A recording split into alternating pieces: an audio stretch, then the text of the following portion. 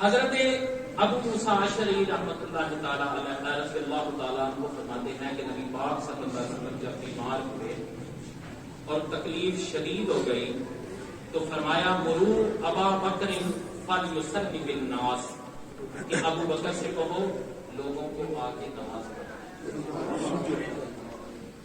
حضرت عائشہ صدیقہ رضی اللہ تعالیٰ عنہا نے عرض کی کہ یا رسول اللہ صلی اللہ علیہ وسلم، حضور میرے والد بڑے نرم دل کے مومن ہیں، اگر آپ کی جگہ کہ جب وہ کھڑے ہوں گے تو ان کے دل میں رقت پیدا ہوگی، ان سے نماز پڑھائی نہیں جائے گی۔ نبی پاک صلی اللہ علیہ وسلم نے دوبارہ فرمایا ابو بکر سے کہو لوگوں کو نماز پڑھائے۔ سیدہ عائشہ صدیقہ رضی اللہ تعالیٰ عنہ نے دوبارہ وہی بات کی۔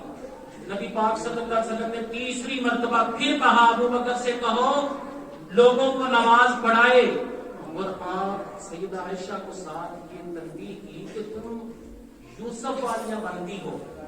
فوراً پھر قاصد گیا، جا کے پیغام دیا کہ حضور فرما رہے ہیں صدیق اکبر آ کے نماز پڑھائیں۔ فصلی بالناس فی حیات النبی، نبی پاک صلی اللہ علیہ وسلم کی ظاہری حیات کی موجودگی میں، ظاہری زندگی میں نبی پاک صلی اللہ علیہ وسلم کی موجودگی میں پھر صدیق اکبر رضی اللہ تعالیٰ عنہ نے نماز پڑھائی۔ حضرت عائشہ صدیقہ رضی اللہ تعالیٰ عنہ سے روایت ہے، حضرت ابو بکر صدیق رضی اللہ تعالیٰ عنہ نے ایک دن حضور صلی اللہ علیہ وسلم کی بارگاہ میں عرض کی، حضور میرا جی چاہتا ہے کہ کھلا دین کی تبلیغ کی جائے، حضور مجھے اجازت دیں میں باز کروں۔ نبی پاک صلی اللہ علیہ وسلم آخر کار مان گئے۔ حضرت صدیق اکبر رضی اللہ تعالیٰ عنہ نے کتاب شروع کیا اور جو دیگر صحابہ تھے حرم شریف میں پھیل گئے۔ جب آپ نے کتاب شروع کیا تو کفار و مشرکین آپ پر اور سارے صحابہ پر کود پڑے اور زد و کوب کرنا شروع کیا۔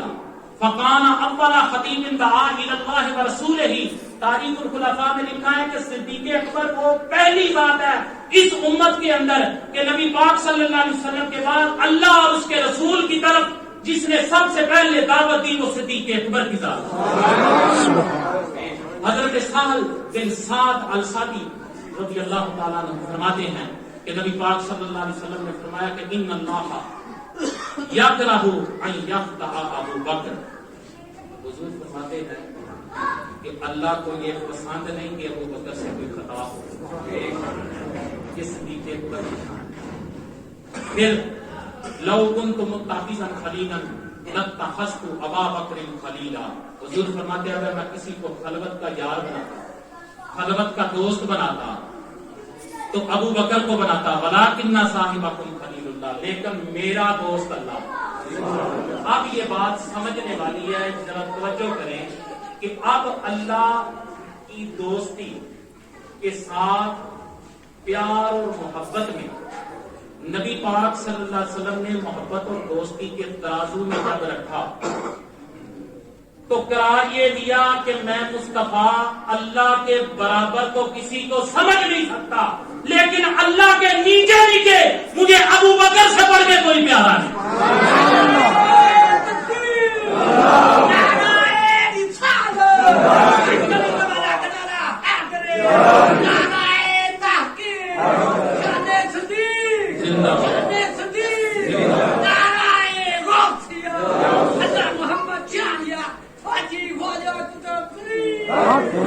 یہ ہے افضلیت صدیق اکبر۔ یہاں علماء نے لکھا ہے اس مقام پہ علماء نے لکھا ہے کہ جو مقام حضور صلی اللہ علیہ وسلم کو اللہ کی بارگاہ میں حاصل ہے وہ مقام صدیق اکبر کو مصطفیٰ کی بارگاہ میں حاصل ہے۔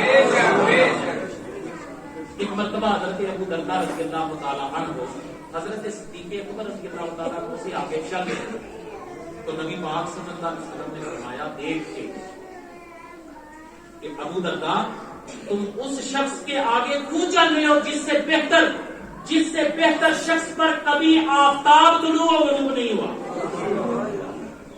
اللہ اکبر۔ اور یہ جو روایت ہے راویوں کی ایک جو سند ہوتی ہے نا کہ میں نے فلاں سے سنا، ایک سے ابھی نے فلاں سے، ایک سے فلاں سے، دوسرے فلاں سے، چلتے چلتے حضور تک جو چلے جاتے ہیں، وہ جو لوگ ہوتے ہیں اسے روایت کرنے والے راوی کہتے ہیں، اور ان ساروں کو सनद कहते हैं। और ये जो रवायत है ये है सिलसिलतुल ज़हब, सोने की लड़ी।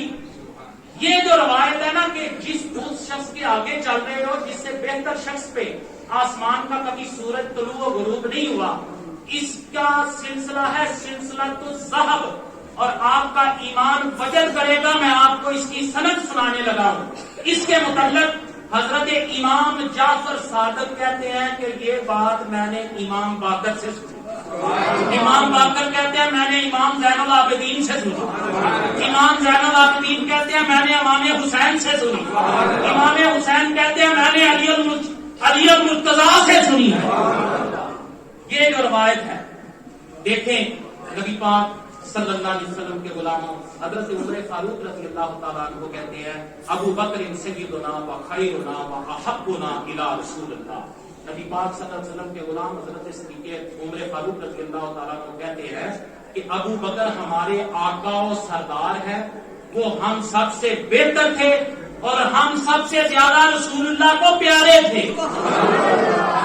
फिर माली तौर पर मा नफ़अनी मालो अहदिन कत्तु मा नफ़अनी मालो अबी बकर। हुजूर फरमाते हैं जितना नफा मुझे अबू बकर के माल ने दिया किसी और के माल ने इतना नफा। फिर ये भी है जब हुजूर ने ये बात की ना तो हजरत सिद्दीक़ अकबर रज़ियल्लाहु ताला अन्हु की आंखों में आंसू आ गए, आप रोने लग गए और अर्ज की या रसूलुल्लाह सल्लल्लाहु अलैहि वसल्लम मेरी जान और मेरा माल हुजूर आप ही का तो है, मेरा कौन सा एहसान है। अल्लाह अकबर।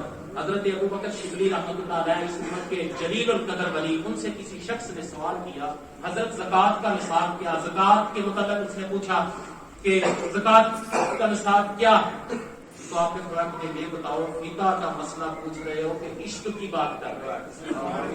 बंदा भी कोई समझदार था, उसने कहा हुजूर दोनों बता, दोनों इरशाद।